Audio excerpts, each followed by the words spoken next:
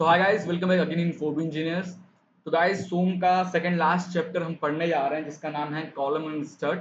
बहुत अच्छा चैप्टर है, इंटरेस्टिंग चैप्टर है, बहुत ज़्यादा लेंदी नहीं है और काफ़ी सारे क्वेश्चंस इस टॉपिक से बनते हैं और मैं आपको दिखाऊंगा काफ़ी सारे क्वेश्चंस इस टॉपिक से बनते हैं। ठीक है, तो इस टॉपिक को थोड़ा अच्छे से समझने की कोशिश करना और मैं कोशिश करूंगा ज़्यादा डीप में जाकर आपको चीज़ों को ना बताऊं। थोड़ा सा मैं जैसे मैं अपना लेक्चर रखता हूँ, थोड़ा सा ऊपर ऊपर अपन चलेंगे। मुझे लगेगा किसी पार्ट में डीप में जाना है तो मैं जरूर जाऊंगा। ठीक है, और अपन कोशिश करेंगे इस चैप्टर को जल्दी खत्म करें और हर एक पॉइंट को खत्म करने के बाद हम इस वीडियो के लास्ट में प्रीवियस ईयर क्वेश्चन लगाने वाले हैं। ठीक है, जिससे हमें एक रिवीजन करने का हेल्प मिल जाएगा, स्ट्रैटेजी बनाने का हेल्प मिल जाएगा। तो मैं जब क्वेश्चन कराऊंगा गाइज, मैं ऑलरेडी काफ़ी सारे क्वेश्चन प्रैक्टिस कर चुका हूँ और देख चुका हूँ और देखने के बाद मैं ये लेक्चर आपके लिए बना रहा हूँ। और आप देखोगे जो भी चीज़ें मैं आपको पढ़ाऊंगा ना, उसी से रिलेटेड क्वेश्चंस पूछे जाते हैं। अभी से 10 साल आप देख लो, प्रीवियस ईयर 10 ईयर तक के पेपर हैं जिसको मैं आपके साथ सॉल्व करूंगा। ठीक है, तो काफी इंटरेस्टिंग लेक्चर होने वाला है। चलिए लेट नहीं करते हैं, जल्दी से शुरू करते हैं गाइस। बट उससे पहले अगर आप हमारे चैनल पे नए हो तो चैनल को सब्सक्राइब करो, बेल आइकन क्लिक कर लेना ऐसे ही नए लेटेस्ट वीडियोस पाने के लिए। अगर पुराने हो तो अपने फ्रेंड्स के साथ शेयर करो, उन्हें भी जरूरत होगी पढ़ने का। भाई वो भी तैयारी कर ही रहे होंगे एसएससी आरआरबी का, मैकेनिकल्स हैं तो जरूर उनको हेल्प करेगा। चलिए गाइस स्टार्ट करते हैं। So guys, column and stud देखा जाए तो आप बहुत अच्छी तरीके से कुछ फिगर्स में यहाँ पे दिखा रहा हूँ। पहले देख लेते हैं कॉलम और स्टड में डिफरेंस क्या है। ठीक है, उससे पहले एक इमेज देख लीजिए। कॉलम है क्या, स्टड क्या है। पहले डेफिनेशन देखते हैं। स्टड को कहते हैं any structural member subjected under axial compressive load. Generally जो हमारा कॉलम और स्टड होता है घर के जैसे इस तरीके का नहीं होता, घर के जो भी आप पिलर वगैरह जिसको बोलते हैं, पिलर वगैरह ये सब हमारा क्या होता है, कॉलम स्टड यही सब होते हैं। ठीक है, तो स्टड क्या है, any structural member subjected under axial compressive load. जो कि ज्यादातर हर जितने होते हैं सब एक्सियल कॉम्प्रेसिव ही होते हैं कि आप पिलर का यूज करते हो, क्यों, पूरा घर आपका उस पर टिका रहे तो कॉम्प्रेसिव लोड लग रहा है ना उस पर। इट में बी वर्टिकल, हॉरिजेंटल और इंक्लाइन। स्टड क्या हो सकता है, वर्टिकल भी हो सकता है, हॉरिजेंटल भी हो सकता है और इंक्लाइंड भी हो सकता है। ठीक है, कॉलम की बात किया जाए तो any structural vertical member subjected under axial compression load. तो कॉलम क्या है, वो सिर्फ वर्टिकल होता है। तो ये फिगर देखकर आप बहुत अच्छी तरीके से समझ सकते हैं कॉलम हमेशा वर्टिकल ही होता है। बट जो स्ट्रट है वो इंक्लाइंड भी हो सकता है, वर्टिकल भी हो सकता है और कॉलम हॉरिजेंटल भी हो सकता है। ठीक है, तो आप क्या कह सकते हो कि all columns are strut but all strut are not column. Clear है, आप ये फिगर एक देखोगे तो समझ जाओगे कि भाई ये किस तरीके का फेलियर्स होते हैं। अब गाइस, ये तो कॉलम हो गया। अब कॉलम भी तीन टाइप का होता है, छोटा कॉलम, मीडियम साइड का और लॉन्ग कॉलम। आप देख सकते हो ये एक मीडियम साइड का कॉलम है और उसमें फेलियर भी डेवलप होंगे। लोड लग रहा है तो फेलियर होना ही होना है। तो उस फेलियर को रोकने के लिए तो हम लोग कैलकुलेशन करते हैं अपना सोम में। तो ये देखिए यहाँ पे फेलियर दिख रहा है आपको, ये देखिए बकलिंग।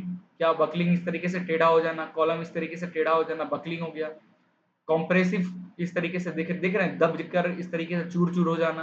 और उसके बाद शेयर देखोगे, देखिए इस फिगर को शेयर। तो आप इस फिगर को देखकर काफी अच्छी तरीके से गाइस समझ सकते हैं किस तरीके का अगर ऐसा नुकसान हुआ किसी घर में या किसी बिल्डिंग में, तो आप वैसे सिविल इंजीनियर को क्या कहोगे, खुद आप जानते हो। ठीक है, तो ये देखिए इस तरीके का फेलियर्स भी होता है। ये तीन तरीके के जनरली कॉलम में ये तीन तरीके के फेलियर मिलता है। बकलिंग होता है इस तरीके से टेढ़ा हो जाना, कॉम्प्रेसिव इस तरीके का, एंड क्रसिंग इस तरीके का क्रस होना। तो अपन ये बात करेंगे ये किस किस कॉलम में क्या होता है, मीडियम साइड कॉलम में क्या होगा, तीनों होगा या दो होगा या सिर्फ एक ही होंगे। इस तरीके की चीजें हम आगे डिस्कस करने वाले हैं। ओके, तो गाइस फिर से बोल रहा हूँ, चैनल पे नए हो तो चैनल को लाइक कर लो, इंटरेस्टिंग वीडियो होने वाला है। अपने फ्रेंड्स के साथ शेयर कर दो ताकि वो भी चीज़ों को पढ़ सके और बहुत अच्छी तरीके से। तो अपन बहुत ज़्यादा डीप में जाकर चीज़ें नहीं पढ़ने वाले थोड़ी सी, क्योंकि जूनियर इंजीनियरिंग में ना जरूरत नहीं पड़ता। अगर यूनिवर्सिटी लेवल का मुझे पढ़ाना होता या फिर गेट लेवल का पढ़ाना होता तो मैं थोड़ा सा डीप में जाता। But as a junior engineering के कोर्सेज में ना इतना ज़्यादा, मैं अभी क्वेश्चन आपको कराऊंगा ना लास्ट में, आप देख लेना कि कुछ है नहीं यार, ऊपर ऊपर ही। अभी तक मैं जितने भी वीडियोस आपके लिए बनाया हूँ ऐसे ही वीडियोस में बना रहा हूँ। और आप देख रहे हो मैं लास्ट में प्रीवियस ईयर क्वेश्चंस भी कराता हूँ। और क्वेश्चन देखकर आपको ये समझ में जरूर आ रहा होगा जेई का कि भाई यार ये तो टेक्निकल तो आसान है। ठीक है, थोड़ा सा आप अच्छे से चीज़ों को पढ़ ले, थोड़ा बहुत बेसिक्स को जान लें, डीप में जाने की जरूरत नहीं है। आप जेई के टेक्निकल अच्छे खासे नंबर से कवर कर सकते हो। और रही बात रीजनिंग और जीके, तो जीके तो भाई यार वो अनंत हैं, इन्फेनाइट हैं, आप जहाँ से पढ़ो उतना कम है। ठीक है, और रही रीजनिंग का, तो रीजनिंग लेक्चर भी काम मैं कोशिश करता हूँ जल्दी स्टार्ट करने का, आपके लिए स्टार्ट करूंगा रीजनिंग भी, और उसको भी हम, रीजनिंग में भी बहुत सारे टॉपिक होते हैं, हर टॉपिक को हमें नहीं पढ़ना है। अभी मैं जब पढ़ाऊंगा रीजनिंग तब आपको बताऊंगा इस साल किस तरीके के पेपर्स आ रहे हैं, वैसे ही पेपर आने वाले हैं जेई में भी, ट्रस्ट मी। सो गाइस कुछ इंपॉर्टेंट पॉइंट आप देख सकते हो, मैंने यहाँ लिखा है plane of failure of column and stud is different. पहली बात तो डिफरेंट होगा दोनों का, कॉलम एंड स्टड का प्लेन ऑफ फेलियर, ठीक है। All the columns are stud but all the studs are not column, ये भी मैं आपको बताया। टाइप्स ऑफ कॉलम, तीन टाइप के कॉलम आपको जनरली देखने को मिलता है, शॉर्ट कॉलम, मीडियम कॉलम और लॉन्ग कॉलम। अब तीनों में डिफरेंस क्या है? जो शॉर्ट कॉलम होता है गाइस, जो शॉर्ट कॉलम होता है ये direct compressive load, direct direct compressive stresses, direct compressive stresses को झेलता है अपने ऊपर, ठीक है, डायरेक्ट कॉम्प्रेसिव स्ट्रेसेस। और ये वीक होता है किसमें? वीकर इन क्रसिंग, ठीक है, इजिली क्रसिंग हो, फेलियर ड्यू टू क्रसिंग। ये जो शॉर्ट कॉलम जो होते हैं वो क्रसिंग के थ्रू फेलियर हो सकते हैं, but it is stronger in buckling. अब भाई इतना छोटा कॉलम है, ठीक है, इतना छोटा कॉलम है, इस पे जब आप लोड लगाओगे ये क्या, ये क्रसिंग हो सकता है। हाँ, ज्यादा लोड लगाने से क्या होगा कि यहाँ पे हो सकता है यहाँ पे क्रसिंग होके टूट जाए, बट ये टेढ़ा कैसे हो गया यार, एक तो छोटा है, ठीक है, ये बकलिंग तो होगा नहीं, है ना, बकलिंग तो होगा नहीं, इसलिए इसको अपन इस तरीके से लिख रहे हैं कि weaker in crushing but stronger in buckling. जो मीडियम साइज के कॉलम होते हैं, जो मीडियम, ये फेल होते हैं, this is failure due to crushing and buckling, ठीक है। इस तरीके से क्या होता है, क्रश हो जाते हैं अपने पार्ट से, यहाँ से क्रश होके टूट जाएंगे, बट बकलिंग भी हो जाएंगे ये, ठीक है। और जो हमारा लॉन्ग कॉलम होता है, लॉन्ग कॉलम ये क्या होगा, अब हर कॉलम पे क्या करते हो गाइस, आप लोड ऊपर से कॉम्प्रेसिव लोड जब लगाओगे, कॉम्प्रेसिव लोड जब आप लगाओगे उस पर, ये उसका एक्सिस हो जाएगा, ठीक है। ये एक्सिस से क्या होगा, कॉम्प्रेसिव लोड लगाने से या तो वो क्रश हो सकता है इस तरीके से, या तो वो बकलिंग हो सकता है। बकलिंग किस तरीके से हो जाएगा गाइस, इस तरीके से बकलिंग होता है, इस तरीके से बकलिंग हो जाएगा, ये एक्सिस है ना, देख रहे हो, इस तरीके से बकलिंग हो गया। तो जो लॉन्ग कॉलम होता है ये होता है weaker in buckling but stronger stronger in crossing, crossing नहीं होता है इसमें, ठीक है। तो ये तीन पॉइंट है, आपको एकदम अच्छी तरीके से याद कर लेना, क्योंकि आगे फेलियर्स हम पढ़ेंगे। तो शॉर्ट कॉलम जो होता है गाइस, शॉर्ट कॉलम जो होता है वो डायरेक्ट कॉम्प्रेसिव स्ट्रेस, इस तरीके से जाहिर सी बात है सब में डायरेक्ट कॉम्प्रेसिव स्ट्रेस झेलता ही है, तो ये वीकर होता है क्रसिंग, इजिली ये क्रस हो सकता है, बट ये बकलिंग नहीं होगा क्योंकि उसकी लेंथ छोटी है। बट जो मीडियम साइज के होते हैं वो क्रसिंग भी हो सकते हैं फेलियर, और बकलिंग में भी हो सकता है, दोनों हो सकता है इसमें। इस मीडियम जो साइज के होते हैं उसमें फेलियर, क्रसिंग फेलियर भी हो सकता है, बकलिंग भी हो सकता है। लॉन्ग कलम जो होते हैं वो वीकर होते हैं, बकलिंग इजिली वो टेढ़ा हो जाते हैं, बकलिंग हो जाते हैं, बट वो क्रसिंग इजिली नहीं होते हैं, ठीक है। ये तीनों डिफरेंस है कॉलम्स में, और वन बाय वन इसके फेलियर्स के बारे में भी हम डिस्कस करेंगे। तो जो अभी हमने पढ़ा, क्या पढ़ा, शॉर्ट कॉलम के बारे में, मीडियम कॉलम के बारे में, और एक पढ़ा हमने दैट इज लॉन्ग कॉलम। ये तीनों किस पे डिपेंड करता है, किस तरह, ये डिपेंड करता है लेंथ पे, जैसा जैसा लेंथ चेंज अलग अलग होता रहेगा आप उसको डिफाइन करते रहो कि ये शॉर्ट कॉलम है कि लॉन्ग कॉलम है। उसी तरह शॉर्ट कॉलम, मीडियम कॉलम और जो लेंथ कॉलम है वो इनवर्सली प्रोपोर्शनल होता है किसका, diameter of column, dia of column, ठीक है। क्योंकि अगर आप देख रहे होगे जैसे जैसे लेंथ बढ़ता है कॉलम का उसका डायामीटर कम होता रहता है, ठीक है, और जितना छोटा रहेगा उतना ज्यादा डायामीटर वाला रहेगा, एक ये पॉइंट आपको नोट करना है। सो गाइस अगला टॉपिक हम देखने वाले हैं सिलेंडरनेस रेशियो। थोड़ा सा राइटिंग पे मत जाना गाइस, क्योंकि टैब पे कर लिखता हूँ तो वैसे भी लिखने में दिक्कत होता है टैब पे, आप जानते ही होंगे। तो राइटिंग पे मत जाना, ये मत कमेंट करना सर राइटिंग बड़ी गंदी है, ठीक है यार, नहीं बनता टैब पे लिखना लिखते हुए, ठीक है। तो सिलेंडरनेस रेशियो, सिलेंडरनेस रेशियो क्या होता है गाइस, एस से हम डिनोट करते हैं, और इसका जो फॉर्मूला होता है that is effective length. Yes, effective length, मैं बताता हूँ इफेक्टिव लेंथ क्या होता है, फॉर्मूला देख लीजिए, effective length upon radius of gyration, radius of gyration,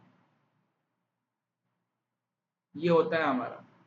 तो सिलेंडरनेस रेशियो को हम कैसे लिखते हैं, effective length that is L E upon radius of gyration के, ये होता है हमारा सिलेंडरनेस रेशियो का फॉर्मूला। इफेक्टिव लेंथ क्या होता है गाइस, कॉलम अगर मैं आपको बनाऊं, मान लीजिए ये फिक्स पॉइंट है और मैं एक कॉलम बना रहा हूं, इस तरीके का कॉलम है, ओके। अब इस पे जब आप लोड लगा रहे हो, इस पे जब लोड लगा रहे हो तो ये मान लीजिए इस तरीके से बकलिंग हो गया, इस तरीके से बकलिंग हो गया है ना, सॉरी दिस, इस तरीके से बकलिंग हो गया। तो आप ध्यान से देखो, यहाँ तक तो कॉलम ठीक है, ठीक है, मतलब जनरली इस तरीके का बकलिंग नहीं होता है, मैं दिखा रहा हूँ किस तरीके से होगा। बकलिंग कुछ इस तरीके का होगा, है ना, इस तरह पूरा टेढ़ा नहीं होता, ऊपर के कुछ टर्म सीधा रहेंगे और बीच वाले, तो ये जो जितने पार्ट जो ये बकलिंग हुआ है ना, इसको कहते हैं इफेक्टिव लेंथ, और ये पूरे कॉलम के लेंथ को कहते हैं original length. This is original length and this is effective length, जहां पे इफेक्ट पड़ता है इस लोड की वजह से, जहां पे इस लोड की वजह से इफेक्ट आ रहा है, ठीक है, उसको ही कहते हैं इफेक्टिव लेंथ। तो सिलेंडरनेस रेशियो क्या होता है, इफेक्टिव लेंथ अपॉन के। अब जो हमारा जो कॉलम होता है, जनरली टू टाइप के कॉलम्स हम बनाते हैं, एक स्क्वायर टाइप का कॉलम होगा क्रॉस सेक्शन का, एक सर्कुलर क्रॉस सेक्शन का कॉलम बनाते हैं, या स्क्वायर का कॉलम, जनरली हम यही यूज करते हैं। तो जो रेडियस ऑफ गायरेशन होगा, दोनों का फॉर्मूला भी अलग होगा।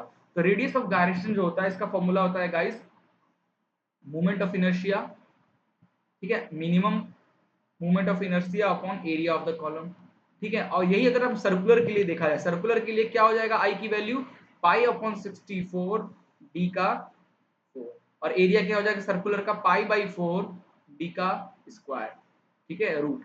इसको सॉल्व करोगे तो आपका फॉर्मूला आ जाएगा that is D by 2 which is equal to radius पे डिपेंड करता है। ये किसके लिए, ये सर्कुलर कॉलम के लिए। सर्कुलर कॉलम के लिए जो रेडियस ऑफ गायरेशन का फॉर्मूला हो जाएगा, क्या हो जाएगा, आर के बराबर, ठीक है। और यही मैं अगर बात करूं स्क्वायर कॉलम की बारे में, स्क्वायर कॉलम का रेडियस ऑफ गायरेशन बात करें, तो आई क्या हो जाएगा स्क्वायर के लिए, ए 4/12 मोमेंट ऑफ इनर्शिया, ठीक है। और एरिया क्या हो जाएगा स्क्वायर का, ए स्क्वायर। तो इसको आप सॉल्व करोगे तो a/2√3 आएगा। ये किसके लिए आता है, for square column, square column के लिए रेडियस ऑफ गायरेशन का। तो हमने क्या देखा, k की वैल्यू d/2 या r होगा किसके लिए, सर्कुलर के लिए, रेडियस ऑफ गायरेशन का फॉर्मूला, और k की वैल्यू a/2√3 होगा किसके लिए, स्क्वायर कॉलम के लिए, ठीक है। यहाँ पे r क्या है, रेडियस ऑफ ये कॉलम, इस कॉलम का जो क्रॉस सेक्शन होगा उसका रेडियस ये हो जाएगा r। और अगर इस यहाँ पे a क्या है, जो भी आपका स्क्वायर है, जो आपका स्क्वायर है उसका एरिया, साइड, ठीक है। तो ये दो बहुत इंपॉर्टेंट है गाइस, इसको ये दोनों आप याद रखना, क्योंकि फॉर्मूला जब आएगा ना, सिलेंडरनेस रेशियो निकालने के लिए बोलेगा, तो आपको ये सब कैलकुलेशन नहीं करना, डायरेक्ट k की वैल्यू r पुट कर देना है, स्क्वायर डायरेक्ट k की वैल्यू a/2√3 पुट कर देना है, ठीक है। So guys design of short column, short column की डिजाइन स्टार्ट करते हैं। जो मैक्सिमम स्ट्रेस लगेगा शॉर्ट कॉलम पे, वो मैक्सिमम स्ट्रेस क्या होगा, लोड अपॉन एरिया, ये तो पता होगा, ठीक है। और जो मैक्सिमम स्ट्रेस की जो वैल्यू होगी कॉलम पे, वो हमेशा क्या होनी चाहिए, कम होनी चाहिए, किसके, यील्ड स्ट्रेंथ से, कॉलम के yield strength, theory of failures में हम पढ़े थे, स्ट्रेंथ से कम होना चाहिए, देयरफॉर। और हम जानते हैं डिजाइन ऑफ शॉर्ट कॉलम किससे कब फेल होता है, शॉर्ट कॉलम कब फेल होता है, क्रशिंग पे। तो क्रशिंग लोड जो उस पे एक्ट हो रहा हो कितना हो जाएगा, this is maximum this stress into area, okay. Therefore जो क्रशिंग लोड होगा वो कम होना चाहिए किससे, यील्ड स्ट्रेंथ से और area, multiplication of yield strength and area से कम होना चाहिए या बराबर, ठीक है। ये हमारा निकलता है कि शॉर्ट कलम फेल होता है बिकॉज ऑफ क्रशिंग, हमने पढ़ा था, बिकॉज ऑफ क्रशिंग के कारण ये फेल होता है। और जब क्रशिंग के कारण फेल होता है तो क्रशिंग लोड कितना होना चाहिए, ये देख लीजिए, ये कम होना चाहिए भाई इससे, ओके। तो मैंने यहाँ कुछ टर्म्स भी लिखे हैं, the stress induced in a column corresponding to this load is known as crushing stress and the load is called crushing load, ठीक है। शॉर्ट कलम पहले ही आपको दिखा चुके, ये चीज ध्यान में रखना है बस आपको, ठीक है। अब हम डिस्कस करते हैं design of long column. Now design of long column, long column के बारे में हमने क्या पढ़ा था, लॉन्ग कॉलम जो था वो हमारा क्रशिंग तो नहीं होता है उसमें, बट वो क्यों फेल होता है, fail because of buckling, buckling कारण फेल हो जाता है। बकलिंग क्या है भाई, इस तरीके से अगर आपका लॉन्ग कॉलम है, इस तरीके से अगर आपका लॉन्ग कॉलम है, ठीक है, और इस पे आप लोड लगा रहे हो, ये क्या होता है, इस तरीके से बकल हो जाता है अपने पॉइंट से, ठीक है, इस तरीके से बकल हो जाता है ना, टेढ़ा हो जाता है इस तरीके से, बीच से इस तरीके से बकलिंग हो जाएगा, क्रशिंग कम होता है। तो इसको हम लोग बकलिंग कहते हैं। तो लॉन्ग कॉलम जो होता है फेल होता है बकलिंग से। तो generally this type of design is not fail by the some property. Okay, some की जो प्रॉपर्टीज है, इस तरीके की जो डिजाइन लॉन्ग कॉलम की जब डिजाइन करते हैं ना, तो ये जो फेल होता है ये सोम की कोई, buckling is not a some properties, ठीक है। तो सोम की कोई प्रॉपर्टी नहीं है ये। तो ये जो फेल डिजाइन है ये डिपेंड नहीं करता आपके सोम के प्रॉपर्टी पे, ये डिपेंड करता है what is the rigidity of material, ये डिपेंड करता है रिजिडिटी ऑफ मटेरियल पे, ठीक है। रिजिडिटी ऑफ मटेरियल पे डिपेंड करता है। और जब ये रिजिडिटी ऑफ मटेरियल पे डिपेंड करता है तो इसको सॉल्व करने के लिए हम यूलर्स का सहारा लेते हैं, यूलर्स थ्योरम का यूज करते हैं, ठीक है। यूलर्स थ्योरम, तो जनरली कभी कभी क्वेश्चन ऐसे पूछ देता है कि यूलर्स थ्योरम का यूज कहाँ करते हैं। तो यूलर्स थ्योरम का यूज हम लॉन्ग कॉलम की डिजाइन के लिए करते हैं, ठीक है। और रैंकाइन थ्योरम का यूज कहाँ करते हैं, रैंकाइन थ्योरम का यूज हम शॉर्ट कॉलम, मीडियम कॉलम और लॉन्ग कॉलम तीनों की जगह यूज करते हैं, ठीक है। तो ये बहुत इंपॉर्टेंट एक क्वेश्चन है, क्योंकि रैंकाइन जो है ना गाइस वो सोम की प्रॉपर्टी पे काम करता है। तो रैंकाइन प्रॉपर्टी, रैंकाइन थ्योरम का यूज हम शॉर्ट कॉलम, मीडियम कॉलम और लॉन्ग कॉलम तीनों को कैलकुलेशन के लिए यूज कर सकते हैं। बट यूलर्स थ्योरम का जो हम यूज करते हैं वो सिर्फ और सिर्फ लॉन्ग कॉलम के लिए यूज करते हैं। ये इंपॉर्टेंट और बहुत ज्यादा इंपॉर्टेंट पॉइंट है, याद रखना। मैं बता रहा हूँ, अपन जो क्वेश्चन अभी करेंगे उसमें आएगा, ठीक है। अब अगर हम लॉन्ग कॉलम की बात कर रहे हैं, तो लॉन्ग कॉलम की बात करें तो लॉन्ग कॉलम बहुत टाइप के हो जाएंगे, मतलब दोनों एंड हो सकता है। और लॉन्ग कॉलम का दोनों एंड क्या है, फिक्स है। हो सकता है दोनों एंड फिक्स है लॉन्ग कॉलम का, हो सकता है एक एंड फिक्स है, एक एंड हमारा हिंज हो। तो इस तरीके के काफी चार टाइप के होते हैं। Both end fix, one end fix other free, both end fix, one end fix other hinge, ठीक है। इस तरीके के चार टाइप के हमारे होते हैं, चारों का मैं बताऊंगा। बट अभी हम बता रहे हैं कि अगर बोथ एंड फिक्स है, फॉर एग्जांपल ये जो आपको मैं बनाया हूं ये क्या है, both end are fix, both end fix है। तो जब दोनों एंड फिक्स है, इन दैट केस जो हमारा लोड यहाँ पे जो लोड लग रहा है, लोड, दैट लोड इज ये इक्वल होता है पाई स्क्वायर, इसका डेरिवेशन है, डेरिवेशन में आपको नहीं बता रहा हूँ, minimum moment of inertia upon L square, ठीक है। ये है हमारा लोड। जैसे अभी हमने पीछे लोड निकाला, क्रशिंग यहाँ फेल होता है तो क्रशिंग लोड निकाला, बट ये तो क्रशिंग से फेल होता नहीं, तो नॉर्मल लोड हमारा ये निकलता है। वेयर ई क्या है आपका, ई को क्या बोलते हैं, यंग्स मॉडुलस या modulus of elasticity, modulus of elasticity. I क्या है, आई आपका क्या है, रेजिस्टेंस अगेंस्ट द चेन, ठीक है, या moment of inertia, moment of inertia भी कहते हैं, और रजिस्ट कर रहा है अगेंस्ट दिस चेन, ठीक है। तो ये आप क्लियर, लेंथ क्या है, L, this is original length of the, this is original length of the column, ठीक है। क्लियर हो गया। ये तो नाउ ये तो हमारा लोड निकल गया, तो इसके इसी लोड के अकॉर्डिंग, इसी लोड की वजह से इक्विवेलेंट क्या होगा, बकलिंग डेवलप होगा, equivalent buckling stress. Equivalent buckling stress क्या निकलेगा, तो इक्विवेलेंट बकलिंग स्ट्रेस जो होगा सिग्मा ई, इसके लिए जो निकलेगा वो निकलेगा पाई square E upon S square, ठीक है। ये निकलेगा इक्विवेलेंट बकलिंग, ये फॉर्मूला आपको याद रखना है। वेयर एस क्या है, अभी हमने पढ़ा था slenderness ratio, slenderness ratio, okay. क्या होता है slenderness ratio, effective length upon radius of gyration, clear है। तो ये दो आपको फॉर्मूला याद करने हैं एकदम अच्छे तरीके से। अब मान लीजिए, अब मान लीजिए आपका कॉलम कुछ इस तरीके का है, ठीक है, आपका कॉलम इस तरीके का है, ये पॉइंट फिक्स है, ओके, फिर ये भी फिक्स है,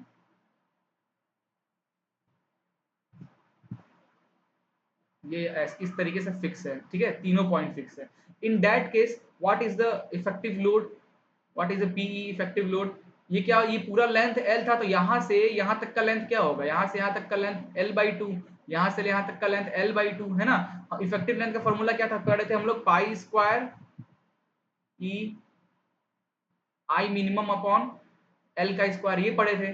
अब ये एल की जगह पे हमें पुट करना होगा एल बाई टू, तो ये टू का फोर ऊपर चला जाएगा, four pi, pi square E I upon क्या हो जाएगा, एल स्क्वायर, ठीक है। अगर यही अगर फिक्स तीन फिक्स पॉइंट इस तरीके से अगर हमारा हो,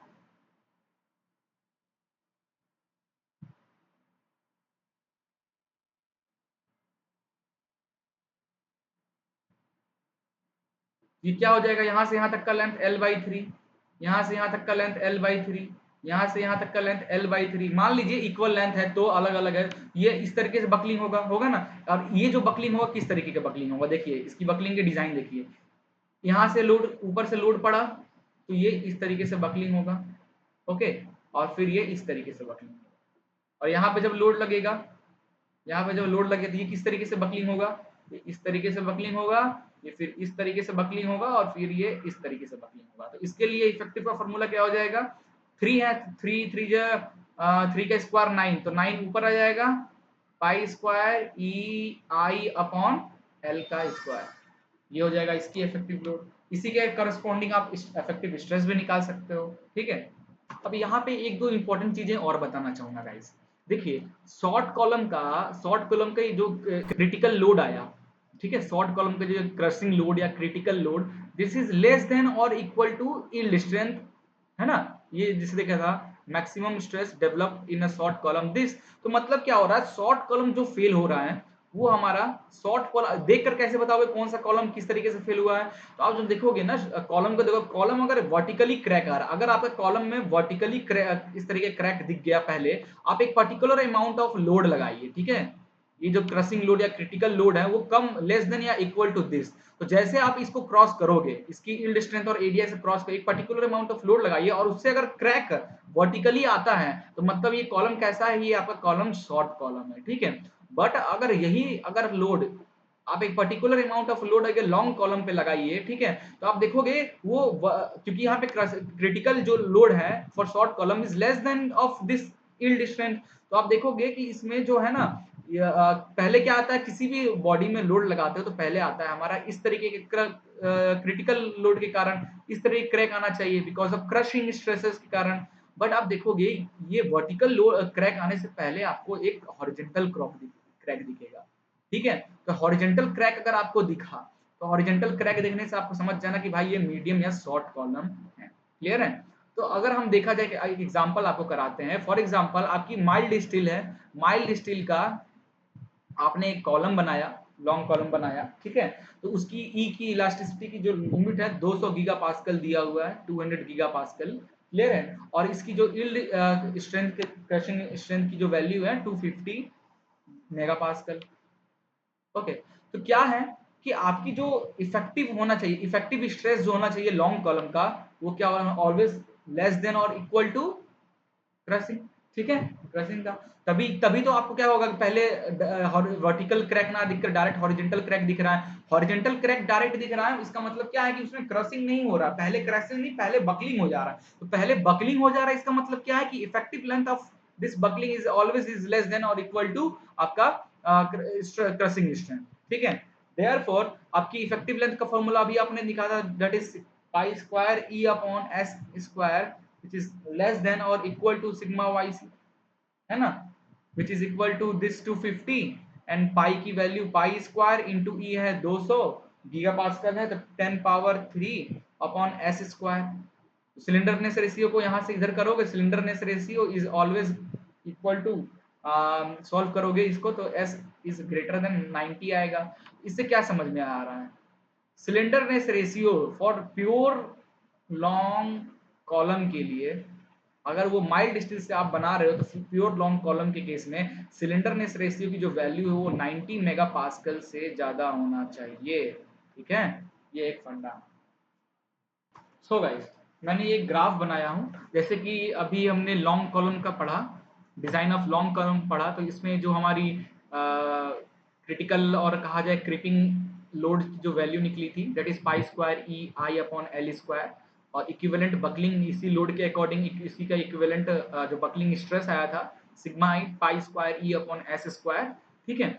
ये कैसा, बोथ एंड आर जब फिक्स था, दोनों एंड फिक्स थे इनके इन दैट केस, ठीक है। हमारा फॉर्मूला ये आया था। अगर इसी तरीके से अगर हम चेंज करते जाएं, बोथ एंड आर हिंज, अगर बोथ एंड हिंज हो गया तो अभी हमने देखा था बोथ एंड आर फिक्स, जब दोनों एंड फिक्स थे, in that case, sorry this is not both end are fix, अगर बोथ एंड फिक्स नहीं, बोथ एंड आर हिंज, ठीक है। ये डायग्राम गलत बनाएगा, इस बोथ एंड आर, जब इसको both end are hinge, in that case ये फॉर्मूला आता है, ठीक है, दोनों एंड जब हिंज होते हैं, ये भी हिंज और ये भी हिंज होते हैं, दोनों एंड हिंज होते हैं, इन दैट केस में ये डेरिवेशन करोगे तो ये फॉर्मूला हमारा आता है। डेरिवेशन आप देख सकते हो, मैं भी पुराने लेक्चर्स आप सूम का देखोगे वहां पढ़ाया हूँ, यहाँ पे हमें जरूरत नहीं है डेरिवेशन का, इसलिए तो आपको बस याद करना है कि अगर दोनों एंड हिंज है तो क्या फॉर्मूला होगा, दोनों एंड फिक्स है तो क्या फॉर्मूला है।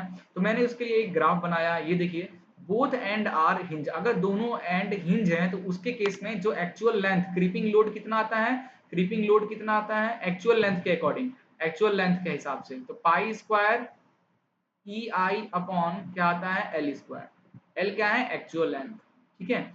वन एंड फिक्स, अच्छा चलो अभी ये रहने दो। बोथ एंड, अगर दोनों एंड हिंज है, इस तरीके से ट्रायंगल ट्रायंगल बना, दोनों ये हिंज पॉइंट को इस तरीके से शो करते हैं, एक्चुअल लेंथ के अकॉर्डिंग फॉर्मूला हमारा ये आता है, और इफेक्टिव लेंथ के अकॉर्डिंग फॉर्मूला, इफेक्टिव लेंथ का फॉर्मूला हम जानते हैं, पाई स्क्वायर ई आई इफेक्टिव लेंथ आ जाएगा। तो यहाँ पे इफेक्टिव लेंथ की वैल्यू क्या है, यहाँ पे इफेक्टिव लेंथ की वैल्यू एल है, क्योंकि दोनों, अगर दोनों को मैच कर, दोनों फॉर्मूले को देखा जाए, effective creeping load effective length के केस में और ओरिजिनल लेंथ के केस में, तो दोनों में क्या डिफरेंस है, कुछ नहीं, बस इस एल ई की जगह पे एल है, तो ये हो गया, तो एल हो गया। नाउ अगर यहाँ पे देखा जाए तो इसका अगर एक एंड फिक्स है और अदर एंड फ्री है, इन दैट केस जो क्रीपिंग लोड आता है, ये आता है पाई square E I upon 4 L square, ये आता है।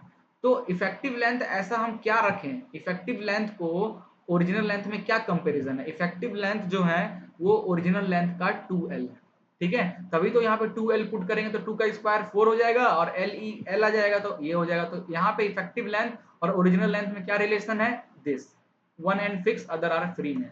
नाउ अगर यही देखा जाए हम, क्रीपिंग लोड और crushing load, yes crippling load in both end are, दोनों एंड फिक्स हैं, दोनों एंड फिक्स है, इन दैट केस फॉर्मूला आता है आपका 4 पाई ई पाई square E I upon L square, ठीक है।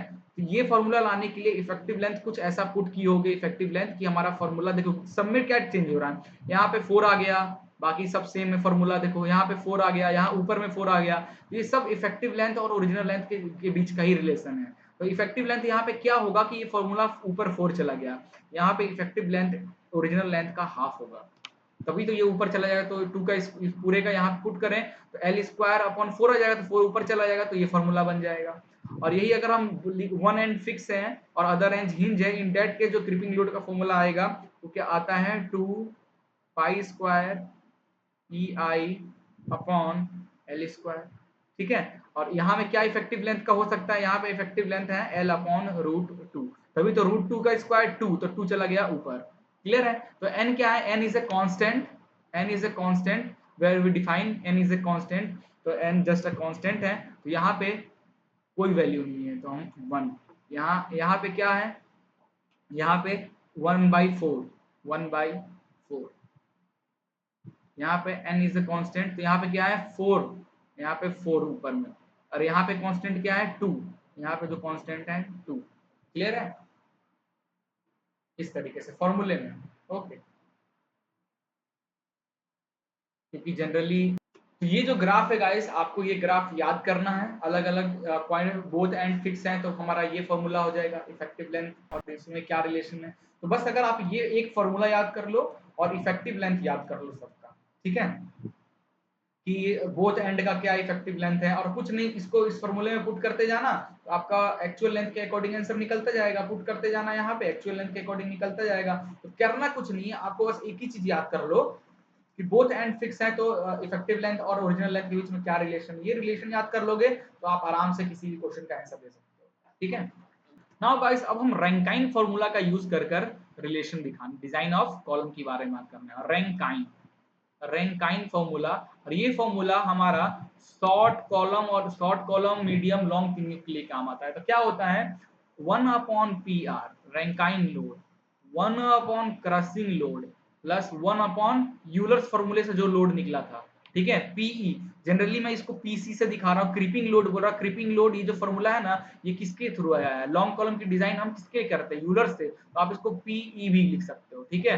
पीई लिखता तो इफेक्टिव में आ जाता, इसलिए मैं इसको क्रीपिंग लोड दिखाने के लिए इस तरीके से लिखा हूँ। और यहाँ पे भी मैं जो पीसी है, यहाँ पे जो पीसी है इट इज क्रशिंग लोड, यहाँ पे मैं क्रशिंग बता रहा हूँ, ठीक है, एक ही नोटेशन है, मैं अलग अलग बोल रहा हूँ। क्रशिंग बता रहा हूँ जिसका फॉर्मूला क्या होता है, सिग्मा सी इंटू ए।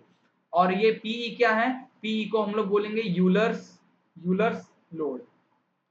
ठीक है, बाय यूलर्स फॉर्मूला से जो आया था, यूलर्स फॉर्मूला से जो आया था, क्या आया था, Euler's load pi square E I upon L square.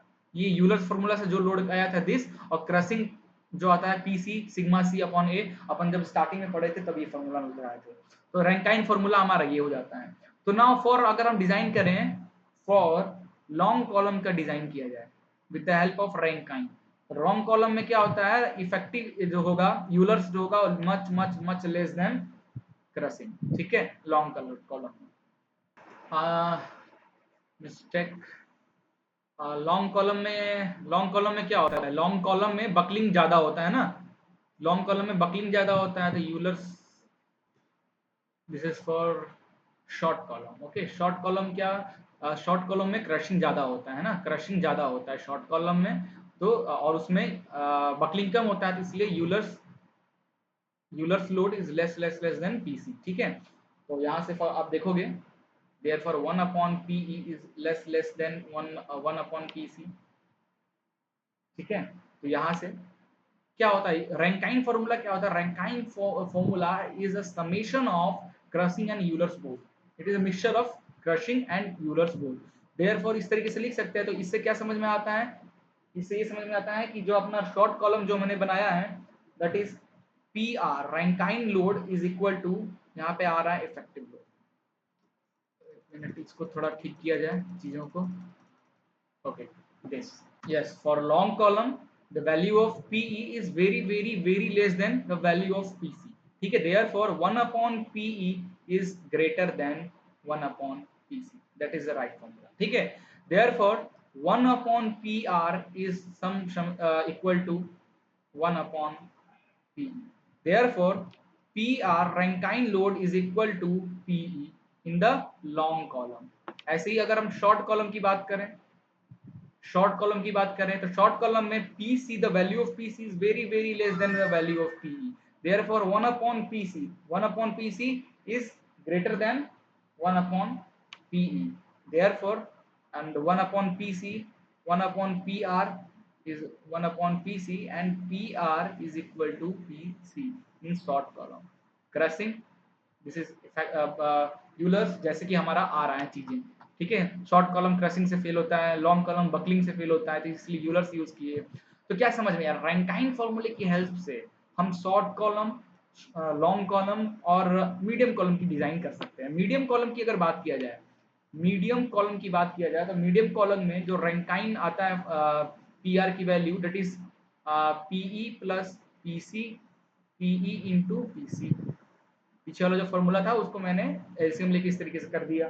Value पिट कीजिए, पीसी अपॉन ये क्या हो जाएगा, इस पीसी को अगर नीचे भेज दें ये आ जाएगा हमारा that is PE upon PC plus 1, है ना। और फॉर्मूला इसको पुट कीजिए, पीई की वैल्यू क्या है, पीसी को नहीं यहाँ भेजेंगे तो गड़बड़ा जाएगा मौसम, इसको इस तरीके से करते हैं ना, पीसी को ऊपर ही रहने देते हैं और पीई को नीचे भेज देते हैं। तो पीई को नीचे भेज देंगे तो ये हो जाएगा 1 प्लस पीसी अपॉन पीई। ठीक है, which is equal to PC, crushing क्या होता है, sigma C into A, crushing load का formula 1 plus sigma C into A upon effective क्या पढ़े थे, pi square E I upon L square, ये पढ़े थे। इनको सॉल्व करोगे ना तो आपका जो पी आर, जो रैंकाइन लोड की फॉर्मूला जो आएगा वो आएगा अप्रोक्सीमेट आपका दैट इज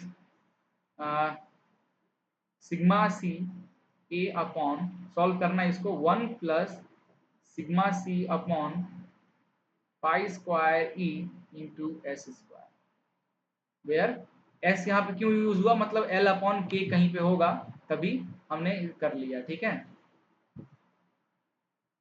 ये आता है। तो यहाँ से इस फॉर्मूले को हम और थोड़ा शॉर्ट करते हैं तो ये फॉर्मूला हमारा बन जाता है sigma C A upon 1 plus A S square. ये हमारा मीडियम कॉलम के लिए रैंकाइन लोड का फॉर्मूला आता है, where A is sigma C upon pi square E, और इसी को अपन कहते हैं रैंकाइन कांस्टेंट, रैंकाइन कांस्टेंट। ठीक है, अलग अलग मटेरियल के लिए अलग होता है। फॉर एग्जांपल रॉट आयरन की बात करें तो इसकी वैल्यू 1/900 होती है, किसके लिए? रॉट आयरन के लिए। अगर यही कास्ट आयरन की बात किया जाए, कास्ट आयरन की बात किया जाए तो कास्ट आयरन की रैंकाइन कांस्टेंट की वैल्यू होती है 1/1600। ठीक है, यही माइल्ड डिस्टिल की बात किया जाए, माइल्ड डिस्टिल की बात किया जाए तो रैंकाइन कांस्टेंट की वैल्यू होती है 1/7500। यही अगर आप टिम्बर की बात किया जाए, टिम्बर की बात किया जाए, जो वुड टिम्बर, उसका जो रैंकाइन कांस्टेंट का फॉर्मूला होता है 1/750।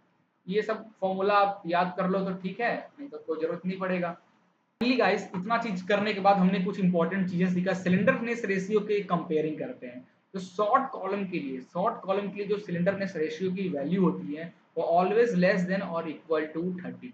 ठीक है, शॉर्ट कॉलम के लिए। उसके बाद अगर मीडियम कॉलम की बात किया जाए तो मीडियम कॉलम से पहले अपन लॉन्ग कॉलम डिस्कस कर लेते हैं। शॉर्ट कॉलम का slenderness ratio, this long column का सिलेंडरनेस रेशियो जो है वो ऑलवेज ग्रेटर देन और इक्वल टू 90। ठीक है, 90 या 80, और 80 लिखते हैं, 80 बेस्ट रहता है। और मीडियम कॉलम की बात किया जाए, मीडियम कॉलम की लिए बात किया जाए तो सिलेंडरनेस की रेशियो की जो वैल्यू होती है 30 से इसके बीच में। ठीक है, ये हो जाती है हमारी, this not equal.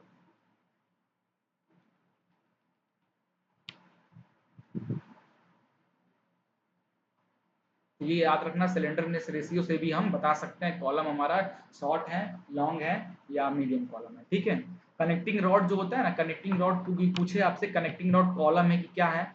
Connecting rod, engine में जो कनेक्टिंग रॉड लगता है वो हमारा, it is a type of strut है। ठीक है, नॉट अ कॉलम। एक ग्राफ बनाते हैं हम, एक ग्राफ हम बनाते हैं। ये ग्राफ अगर आपको याद रह जाए तो ठीक है, क्रशिंग स्ट्रेस और अपन सिलेंडरनेस रेशियो के बीच में इस तरीके का ग्राफ बनता है गाइस।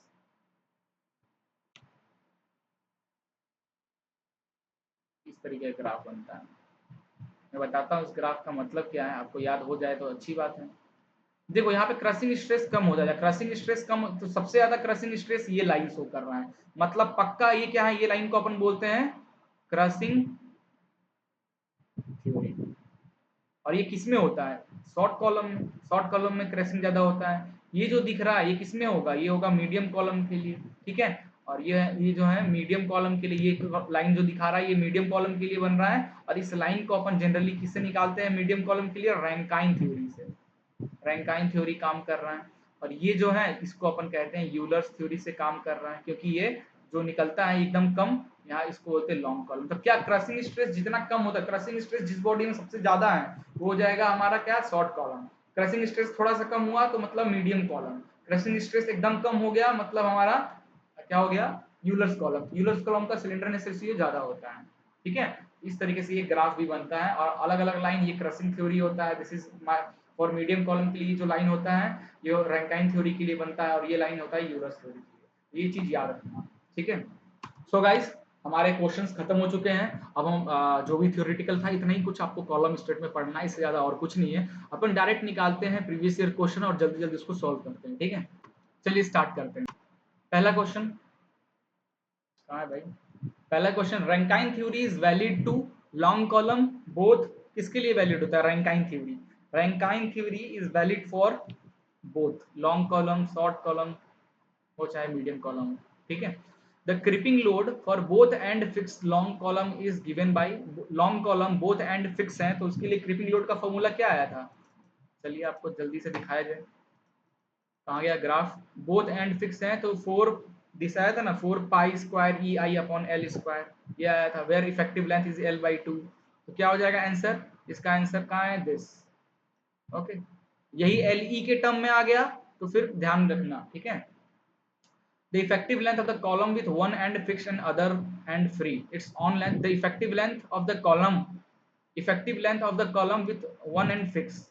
ठीक है, this one end fixed other free, इस तरीके के कॉलम के लिए इफेक्टिव लेंथ की जो वैल्यू होती है वो डायरेक्टली प्रोपोर्शनल होती है एल के।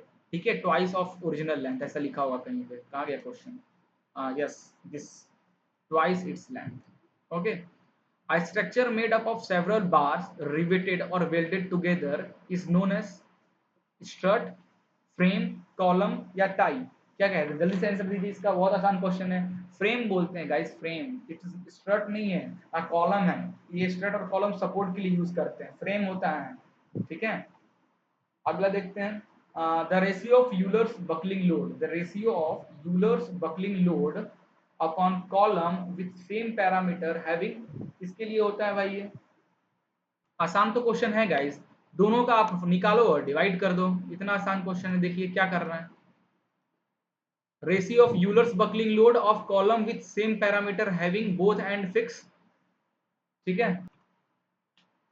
तो सबसे पहले अगर बोथ एंड फिक्स है, अगर बोथ एंड फिक्स है तो यूलर्स या क्रसिंग यूलर्स जो लोड आता है उसका फॉर्मूला क्या आता है, अभी हमने पीछे देखा, 4 पाई square E I upon L pi square. अगर वन एंड फिक्स है, अदर फ्री है, इन दैट केस पीई की वैल्यू क्या आती है, इन दैट केस पी की वैल्यू आती है पाई square E I upon 4 L square, यही है ना। अब इन दोनों का डिवाइड कर दीजिए, किसका द रेशियो पूछा है, बोथ एंड, इन दोनों को डिवाइड कर दीजिए, दोनों का रेशियो निकालिए। तो दोनों का रेशियो निकालेंगे आप, मतलब बोथ एंड फिक्स का upon one end fix and other are free, दोनों का रेशियो निकालोगे तो 16 के आसपास आंसर आएगा। दोनों को डिवाइड कीजिए, आंसर आ जाएगा आपका, ठीक है। अगला क्वेश्चन देखते हैं, a machine part is designed as a strut when it is subjected to, when it is subjected to an axial compressive load, option B, when it is axial compressive load. Strut और ये किस लिए, compressive के लिए तो होता है, तो एक्सियल कंप्रेसिव स्ट्रेस, ठीक है, इज योर राइट आंसर। आगे देखते हैं, कहाँ है भाई माउस, yes. अगला क्वेश्चन देखते हैं, Rankine formula takes into account which of the following, the initial curvature of the column, eccentricity of loading, the effect of direct compressive stress, या the effect of slenderness ratio. Rankine formula किस पे भैया, जल्दी बताइए। Yes, it is the effect of direct compressive stress पे depend करता है Rankine formula हमारा, ठीक है। हम याद करना, रैंकाइन फॉर्मूला की बात कर रहा हूं मैं, यूलर्स की बात नहीं कर रहा हूं। स्ट्रट इज डिफाइंड एज, क्या होता है भाई strut, member of structure which carries an axial compressive load, member of which carries tensile, तो vertical member of structure which carries tensile load which carries no load। देखो strut generally क्या होता है, अपन ने पढ़ा था कि वर्टिकल भी हो सकता है, हॉरिजॉन्टल भी हो सकता है, इंक्लाइंड भी हो सकता है, बट हमेशा कॉम्प्रेसिव लोड होना है। इसमें ये ऑप्शन ज्यादा सही लग रहा है, ठीक है। The ratio of equivalent length of the column to the minimum radius of gyration is known as slenderness ratio। तो ये option, the ratio of equivalent length of the column to the radius of gyration, buckling factor, क्या बोलेंगे, slenderness ratio का दूसरा नाम क्या है भाई, सिलेंडरनेस रेशियो का दूसरा नाम हम बकलिंग फैक्टर, क्योंकि सिलेंडरनेस रेशियो कहाँ, बकलिंग वाले में तो आप चैप्टर में आता है कॉलम एंड स्ट्रट में, तो बकलिंग फैक्टर भी आप इसको कह सकते हो, ठीक है। A long circular cylindrical has diameter d and the length L, the cylinderness ratio of the column is, circular है, सर्कुलर के सिलेंडर रेशियो क्या आया था हमारा, इट इज d/2 आया था। Long circular cylinder has diameter d, ठीक है, तो d/2, cylinder ratio of the column is L upon K, तो L अपॉन K क्या हो जाएगा, d/2, तो 2 ऊपर चला जाएगा, ऑप्शन सी सही आंसर है। एक मिनट, इसके लिए पूछ रहा है सिलेंडर, इसके लिए थोड़ा सा अपन निकाल के देखते हैं क्या आंसर आता है। Slenderness ratio is equal to L upon, yes, L upon K, this where K, where the value of K is equal to root I upon A। अगर लॉन्ग सर्कुलर सिलेंडर है, सर्कुलर सिलेंडर का हम put करते हैं तो value हमारा आता है d/2 which is equal to R के बराबर होता है। तो सिलेंडर रेशियो क्या हो जाएगा, L अपॉन K, K की जगह पे अपन R पुट कर देंगे, और यहाँ पे क्या लिखा है, लॉन्ग सिलेंडर डायमीटर D दिया है, diameter.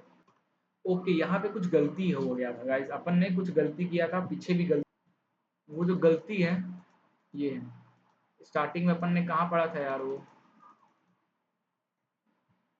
Yes page number this, d/2 नहीं आएगा गाइस, ठीक है। इसको जब आप डिवाइड करोगे ना, इसको डिवाइड करोगे तो d/2 नहीं आएगा, d/4 आता है, ठीक है। ये चीज थोड़ा सा मिस्टेक को सुधार लेना, d/4 आता है, ओके। तो d/4 हो जाएगा इसका, this is not equal to R circular के लिए, स्क्वायर के लिए A 2√3, इसको आप ठीक कर लेना।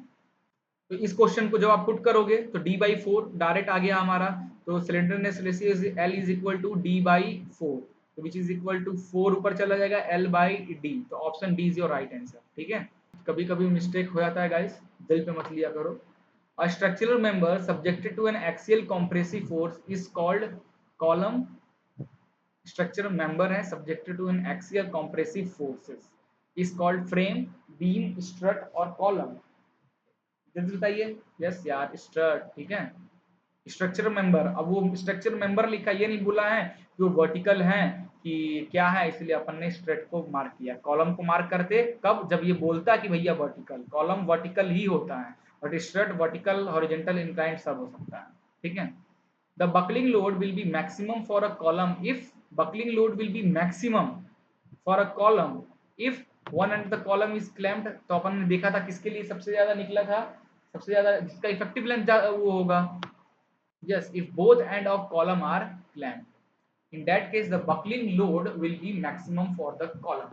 चाहे तो आप देख सकते हो both end और फिक्स रहता है।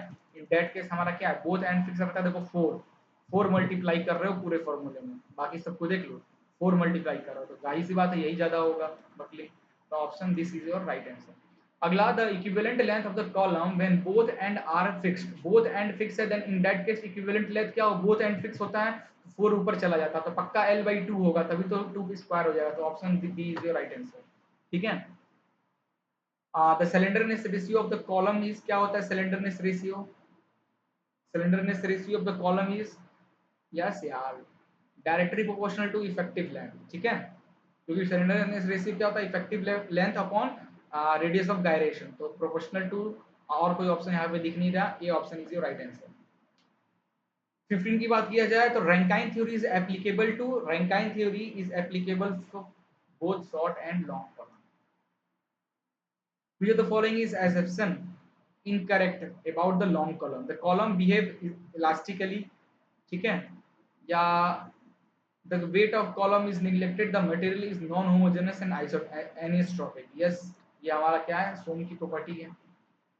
और जो लॉन्ग कॉलम के लिए जनरली क्या हम बात करते हैं, लॉन्ग कॉलम जो होता है वो हमें यूलर्स फॉर्मूला यूज करते हैं, और लॉन्ग कॉलम में मैंने क्या बोला, सोम की प्रॉपर्टी फॉलो नहीं करता। तो सोम का एसेप्शन क्या होता है कि जो भी मटेरियल आप सोम में पढ़ते हो वो होमोजेनस होना चाहिए और आइसोट्रोपिक होना चाहिए, है ना, इलास्टिसिटी भी होनी चाहिए। ये सब चीजें जो है ना, स्टार्टिंग वन से लेके सी तक का ये सोम की प्रॉपर्टी, और आखिरी वाला जो है ना, ये सोम का एसेप्शन नहीं है।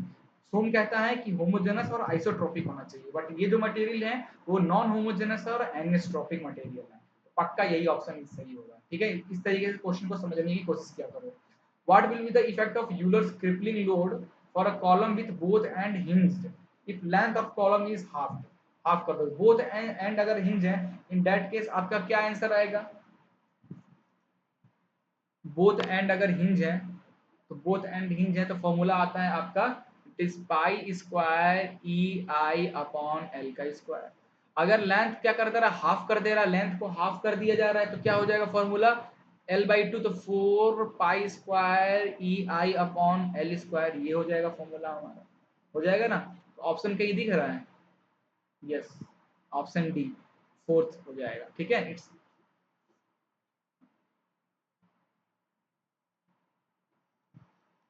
आगे देखते हैं। Which is the correct reason for the 5% to 10% of error in Euler's crippling load when estimate theoretically? Yes, its answer is effect of direct stresses is neglected, that case। ठीक है, for which type of column the buckling load will be maximum, buckling load will be maximum for the, कौन से column के लिए, both end clamped। Buckling load सबसे ज्यादा किसके लिए होता है, मल्टीप्लाई बाई फोर, और वो किसके लिए होता है, बोथ एंड आर फिक्स्ड जो होता है उसके लिए। अभी हमने देखा था फोर से मल्टीप्लाई हो रहा था सबसे ज्यादा इसके लिए, तो बोथ एंड जो फिक्स है, तो ऑप्शन हमारा both end hinge, both end clamp, option B is your right answer. ठीक है, ये क्वेश्चन देखिए, अच्छा क्वेश्चन है। If one end of the hinged column is made fixed and other end is free, then by how much the critical load is compared to the original value? Okay. Now in one end fixed and other is free. In that case, one end fix and other end free, in that case L E की जो value होती है वो 2l के बराबर होती है। ठीक है, तो क्वेश्चन को ध्यान से पढ़िए और समझने की कोशिश कीजिए। If one end of hinge column, पहले हिंज कॉलम था, तो हिंज कॉलम की पहले जो था लेंथ कितना था एल, हिंज कॉलम के लिए। ठीक है, हिंज कॉलम के लिए क्या होता है, हमने अभी देखा था पीछे, हिंज कॉलम के लिए इफेक्टिव लेंथ जो होता है एल होता है, और उसी हिंज कॉलम के एक एंड को फिक्स कर दे, in that case effective length क्या हो जाता है, अगर उसी हिंज कॉलम को एक एंड फिक्स कर दे तो उसको क्या कहेंगे, उसको कहेंगे कि one end hinge and other are fixed, है ना, यही कहेंगे। तो in that case effective length की जो आता है वैल्यू, वो आता है हमारा 2l, पीछे फॉर्मूला में देख लीजिए। ठीक है, 2l। तो then by how much the critical load is compare to original value. ठीक है, तो P1 निकालते हैं किसके लिए, जब हमारा हिंज था, P1 में लिख रहा हूं जब हिंज था, तो फॉर्मूला आता है पाई, पाई square E I upon L square. Okay, और P2 कर रहे हैं जब एक एन फिक्स कर देते हैं, इन दैट केस हमारा क्या फॉर्मूला हो जाएगा, pi square E I upon 4l square, ये हो जाएगा। ठीक है, दोनों का रेशियो अगर निकाला जाए तो किसका कह रहा है, ओरिजिनल क्रिटिकल अपॉन ओरिजिनल, तो P2 अपॉन P1 मतलब ओरिजिनल का बात कर रहा है, तो सारी वैल्यू कट जाएगी, बच जाएगा 1/4 और नीचे 1, तो ये हो जाएगा दैट इज 1/4 के आसपास आएगा, दैट इज 0.25। ऑप्शन आपका हो जाएगा 0.25 इज योर राइट आंसर। ठीक है, अगला क्वेश्चन देखते हैं। The formula for Euler's buckling load is given as this is true for which of the following. अभी हमने देखा किसके लिए था, one end fixed and other end hinge, column with one end fixed and other are hinge, option B is your right answer. Column with one end fixed and other end free, sorry for this one end fixed and other end free उसके लिए होता है। अभी हमने देखा था ना, देखिए L E is equal to, ये फॉर्मूला किसके लिए होता है, नीचे 4, वन एंड फिक्स होगा अदर आर फ्री होगा। ठीक है, the equivalent length of the column when both end are hinged, both end अगर हिंज है, in that case equivalent length का लेंथ अभी हमने देखा एल के बराबर हो जाएगा। ठीक है, नाउ अगले क्वेश्चन पे चलते हैं। The expression for a slenderness ratio of the column is given bye slenderness ratio, क्या हो जाएगा, एल अपॉन के, इफेक्टिव लेंथ अपॉन के। हाँ, क्या लग रहा है कौन सा आंसर होगा, यस यार यही होगा, क्यों घबरा रहे हो, यही आंसर है। The expression of Rankine crippling load is given bye Rankine crippling load, किसके लिए, कौन सा आंसर सही है, तो रैंकाइन क्रिप किसके लिए, बट फॉर्मूला देखकर हमको एक ही चीज लग रहा है, ये पक्का मीडियम कॉलम की बात कर रहा है। जब रैंकाइन फॉर्मूला हम मीडियम कॉलम के लिए पढ़ रहे थे, मीडियम लोड के लिए रैंकाइन फॉर्मूला, तो हम क्या लिखते थे रैंकाइन फॉर्मूला मीडियम लोड के लिए, मीडियम लोड के लिए रैंकाइन फॉर्मूला लिखते थे P R is equal to P C into PE upon P C plus PE, और जब हम पीई को नीचे भेजें तो ये हो जाएगा और it is P C upon PE plus 1, है ना। तो ये जो फॉर्मूला इसमें जो सबसे सही लग रहा है, that is yes this formula,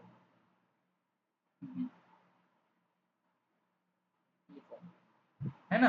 अब देखो पीसी की जगह पुट कर दिया सिग्मा सी इंटू ए, ये हो गया 1 plus P C upon P C, तो ये sigma C A upon PE क्या हो जाएगा, pi square E I upon L का स्क्वायर, है ना। और एल इफेक्टिव लेंथ, एल को ऊपर भेज दो तो क्या हो जाएगा, एल अपॉन के, आई को क्या लिख सकते हैं, आई अपॉन एरिया, आई अपॉन एरिया को लिख सकते हैं के, ये ऊपर चला जाता तो एल अपॉन के हो जाएगा, एल ई अपॉन के का होल स्क्वायर, है ना। तो ये this formula B is more correct, कर लेना डेरिवेशन इसकी। अगला क्वेश्चन देखते हैं। What is the ratio of Euler's buckling load of column having both end fix and one end fix, कुछ नहीं, बोथ एंड फिक्स होगा, in that case Euler's buckling का फॉर्मूला क्या है, बोथ एंड अगर फिक्स है, बोथ एंड फिक्स है तो ये फॉर्मूला है।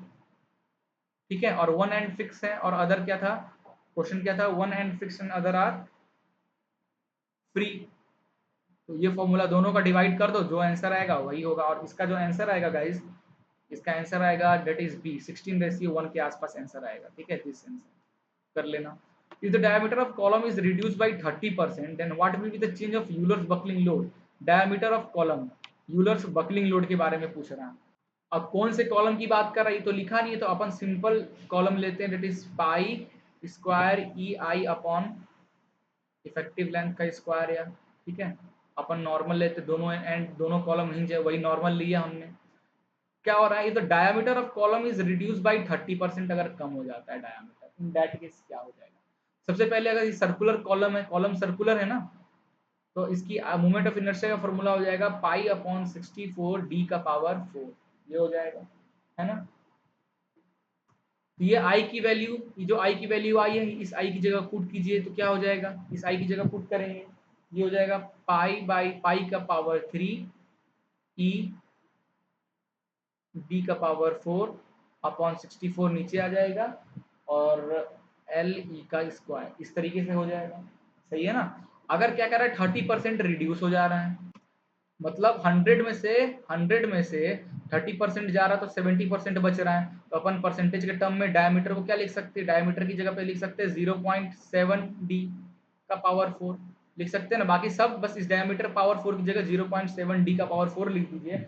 और जब आप इसको सॉल्व करेंगे, क्वेश्चन में पूछा है कि चेंज कितना होगा, कितना चेंज होगा ये पूछा था। शुरू में कितना था, शुरू में तो मैं इसको P1 से लिख रहा हूँ, शुरू में हमारा ये फॉर्मूला बनकर आता है, और सेकंड जो फॉर्मूला आएगा वो क्या आएगा, पाई स्क्वायर ई 0.7 डी का पावर 4 अपॉन 64 एल ई का पावर 2। ठीक है, पहले P1 था, आप आफ्टर P2 हो गया, तो चेंज कितना हो रहा है, चेंज पूछ रहा है। तो चेंज क्या हो जाएगा, yes P2 minus P1 upon original, यही तो होता है चेंज। तो बस इस पर सारी जगह वैल्यू पुट कीजिए और इससे आपका आंसर आ जाएगा अप्रोक्सीमेट 0.75 के आसपास। तो 0.75 मतलब 75%, तो option C is your right answer. ठीक है,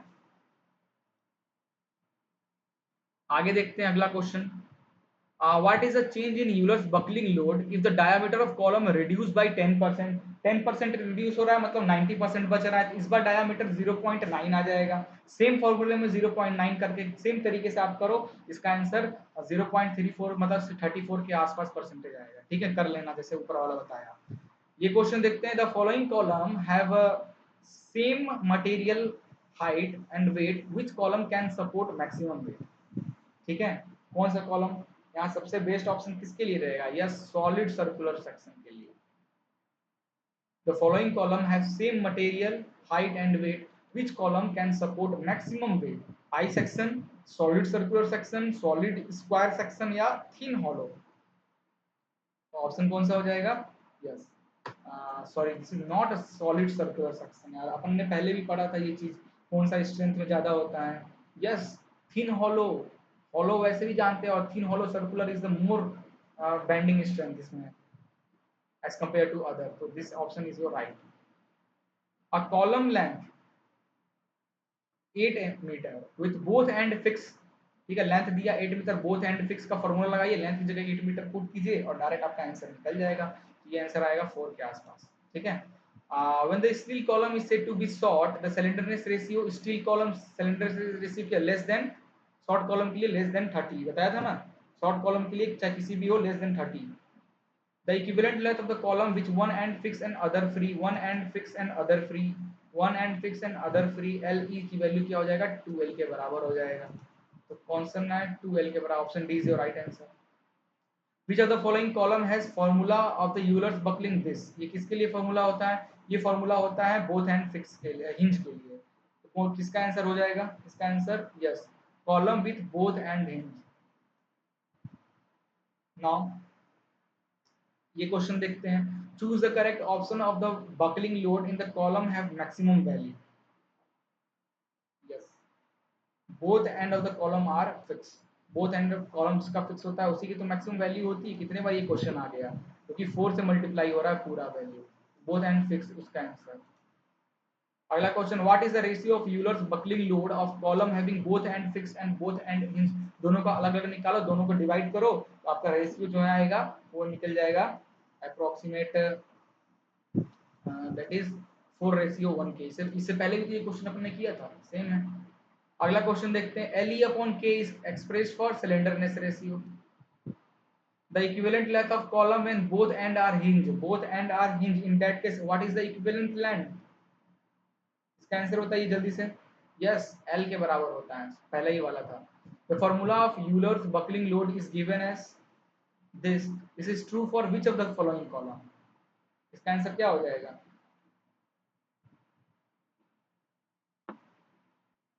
ये जो फॉर्मूला है देखो, ये फॉर्मूला कब आता है, जब एल की वैल्यू L/2 होती है, इफेक्टिव लेंथ की वैल्यू L/2 होती है, तभी तो 2 ऊपर चला जाता है। ये फॉर्मूला किसके लिए होता है, बोथ एंड फिक्स। तो कॉलम बोथ एंड फिक्स, इसमें ऑप्शन ही नहीं है, ये चारों ऑप्शन गलत है, ठीक है। तो इसमें क्वेश्चन का जो ऑप्शन है गलत दिया है, बोथ एंड फिक्स का हमारा ये होता है, हम कितने बार तब से देख ही रहे हैं। What is the ratio of Euler's buckling, बस बोथ एंड फिक्स के केस में क्या फॉर्मूला होगा, one end fix and other pin के केस में क्या होगा फॉर्मूला, दोनों को निकालिए, डिवाइड कीजिए, और आंसर हमारा कितने बार से ये क्वेश्चन पूछ दे रहा है, बहुत बार ये क्वेश्चन आता है, 2:1 के आसपास आंसर आएगा, ठीक है। The equivalent length of the column when one end fix and other end pin, क्या होगा, one end fix and other pin, तो क्या होगा, one end fix and other hinge या पिन, L/√2, ये answer L/√2, option C is your right answer. In the Euler's skipping load, the column which has both end fixed is dash times of the column both end fixed हैं, तो क्या हो जाएगा, 2 4 3 6 का कौन सा answer हो जाएगा, बताइए जल्दी से इसका। 4 टाइम्स यार, 4 टाइम्स, ठीक है। Crippling load, the column which have both end fix is dash times of column which have both end hinge. देखिए जब कॉलम बोथ एंड हिंज होगा, जब बोथ एंड हिंज होगा, फॉर्मूला हमारा क्या आता है, ये फॉर्मूला आता है, और जब बोथ एंड फिक्स होगा तो उसमें ये आ रहा है, तो कुछ नहीं, ये जो फॉर्मूला है वो किसका है, हमारा इसका, उसमें 4 मल्टीप्लाई हो रहा था 4 टाइम्स, तो ऑप्शन सी हो जाएगा, ठीक है, 4 टाइम्स। बस हो गया, यही कुछ क्वेश्चंस थे गाइस। तो फाइनली गाइस हमारा खत्म होता है टॉपिक कॉलम एंड स्टड का, एक चैप्टर और बचा रह गया, मैं आपको आज ही कराऊंगा, shear force and bending movement diagram जो है, जिसमें डिफ्लेक्शन भी आता है, और हमारा सूम खत्म हो गया लगभग।